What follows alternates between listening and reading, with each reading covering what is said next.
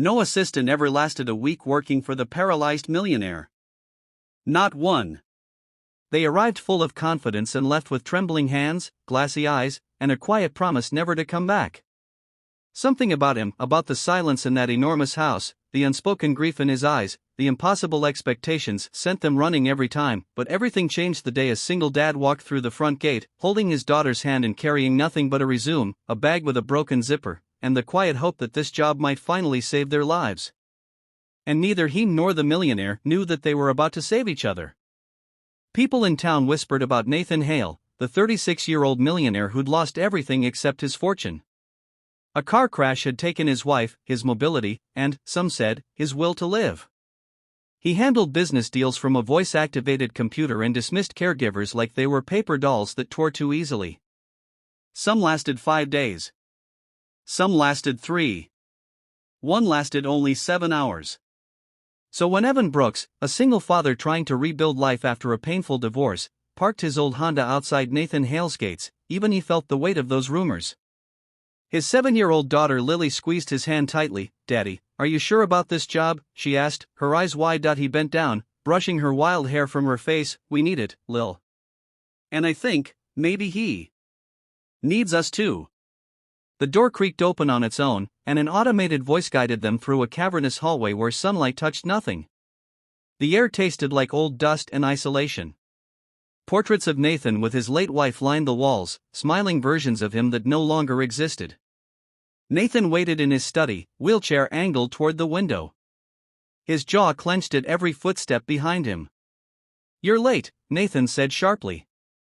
"I'm early, actually," Evan replied, but gently, like he was afraid to step on a brittle floor. Nathan turned his chair slightly, evaluating him. "You brought a child to a job interview?" "She's my family. And I don't hide my family," Evan said calmly. No one had ever spoken to Nathan that way, honest, steady, unafraid. Lily peeked out from behind her father's leg, and something softened behind Nathan's cold expression. 1 second. A flicker. Evan saw it. The interview lasted half an hour. Nathan tested him the way someone tests fragile glass, pushing for cracks. Evan didn't break. "You start tomorrow," Nathan said simply. Most would have felt victorious. Evan felt only the weight of responsibility settle deeper into his shoulders. The house was nearly silent as they left, until Lily whispered, "Daddy, I think he's really sad." Evan nodded. "That's why we're staying, sweetheart, not just for the job." That first day, Evan learned more about loneliness than he ever expected. Nathan was sharp-tongued, easily frustrated, and infuriatingly proud, refusing help even when he desperately needed it. Evan had to assist with bathing, medication, computer setup, and physical therapy sessions that Nathan barely tolerated, but Evan stayed patient. Gentle. Steady. "You know," Evan said after one particularly tense morning, "you can be angry at me if you want. I won't give up on you." Nathan stared at him like no one had ever said those words before, and maybe no one ever had that night. After Lily fell asleep on the couch while drawing, Nathan asked softly, "Why do you even want this job?" Evan looked at him, not as a boss, but as a man drowning in grief. "Because I know what it's like to lose almost everything," Evan answered. "And I know what it's like to need someone to stay anyway." For the first time since the accident, Nathan's eyes shimmered. Outside, the rain tapped quietly against the window, as if the whole world was exhaling, and for the first time, maybe the house wanted someone to stay too. By the third day, most assistants would have quit. But Evan only smiled more, talked more, and tried harder. His warmth seeped into the silent corners of Nathan's life like sunlight creeping under a closed door. Lily became a small spark in the mansion, her laughter bouncing off the marble floors, her drawings taped to the fridge and then spreading, eventually, to Nathan's study. She drew him superheroes in wheelchairs, astronauts who explored galaxies from control chairs, kings who ruled with voices instead of swords.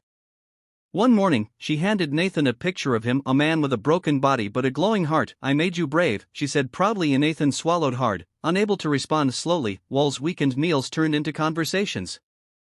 Conversations turned into stories. Stories turned into laughter that Nathan hadn't known he still possessed. But healing never happens without resistance. One evening, during a routine physical therapy session, Nathan's frustration erupted. "I can't do this. Why push me? What good is any of this? He shouted, voice breaking. Evan didn't flinch. You're alive, Nathan. That's enough reason. No, Nathan whispered. Not for me. Evan stepped closer. Then let me lend you my reasons. For Lily. For the part of you that still wants to try. For the man you promised your wife you'd never stop being. Nathan froze. The room felt like a held breath. No one says her name, he whispered. I can, Evan replied. If you let me. Nathan's eyes filled. He turned his chair away, ashamed of his tears. I miss her, he choked out. I know, Evan said softly. But you're allowed to keep living. She'd want that. That moment cracked something open. Grief poured out. But so did hope.